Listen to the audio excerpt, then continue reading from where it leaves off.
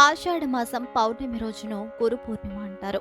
గురు పూర్ణిమ తిథి గురువుకు అంకితం. ఈ సంవత్సరం గురు పూర్ణిమ లేదా ఆషాఢ మాసంలోని పౌర్ణమి తిథి లక్ష్మీదేవికి అంకితం చేయబడింది. పౌర్ణమి రోజున లక్ష్మీదేవిని పూజించడం వల్ల సుఖ సంతోషాలు, ఐశ్వర్యం పెరుగుతాయని నమ్ముతారు. పౌర్ణమి రోజున చంద్రుడికి ఆర్ఘ్యం సమర్పించే సంప్రదాయం ఉంది. గురు పూర్ణిమ ఉపవాసం జూలై 21, 2024 జరుపుకోనున్నారు.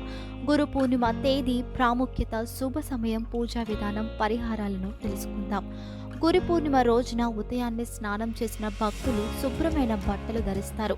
దీని తరువాత వారు తమ గురువును లేదా అతని రూపాన్ని పూజిస్తారు.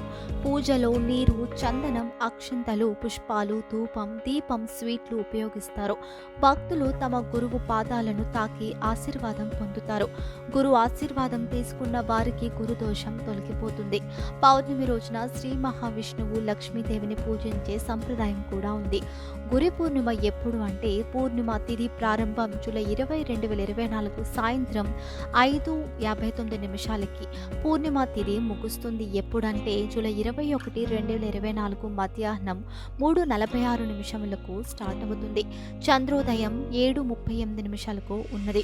గురు పూర్ణిమ పూజ ఆచారం ఏమిటంటే పవిత్ర నదిలో స్నానం చేయండి లేదా నీటిలో గంగాజలం కలుపుకొని స్నానం చేయండి. శ్రీహరి విష్ణువు, లక్ష్మీ తల్లికి జలాభిషేకం చేయండి. పంచామృతంతో పాటు గంగాజలంతో అమ్మవారికి అభిషేకం చేయాలి. ఇప్పుడు లక్ష్మీదేవికి ఎర్ర చందనం, ఎర్రని పువ్వులు, అలంకరణ వస్తువులను సమర్పించండి. దేవుడి పూజ గదిలో నెయ్యి దీపం వెలిగించండి. ఇంట్లో మొదట తల్లి తరువాత తండ్రి, గురువుకు నమస్కరించి వారి ఆశీర్వచనాలు పొందాలి. గురు పూర్ణిమ ఉపవాస కథను పఠించండి. శ్రీ లక్ష్మీ సూక్తం పఠించండి. లక్ష్మీదేవికి ఖీర్ నైవేద్యంగా సమర్పించాలి.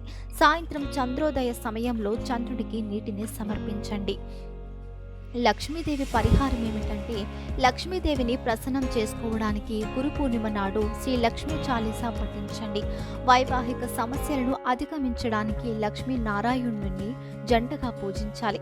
లక్ష్మీదేవికి అలంకరణ వస్తువులను కూడా సమర్పించండి. ఈ రోజున తన గురువుకు కూడా భోజనం పెట్టాలి.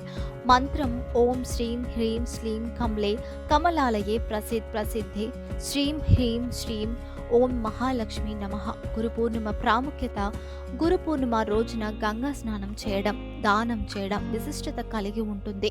ఈ సందర్భంగా లోక రక్షకుడైన విష్ణువు గంగాజలంలో కొలువై ఉంటాడని నమ్ముతారు.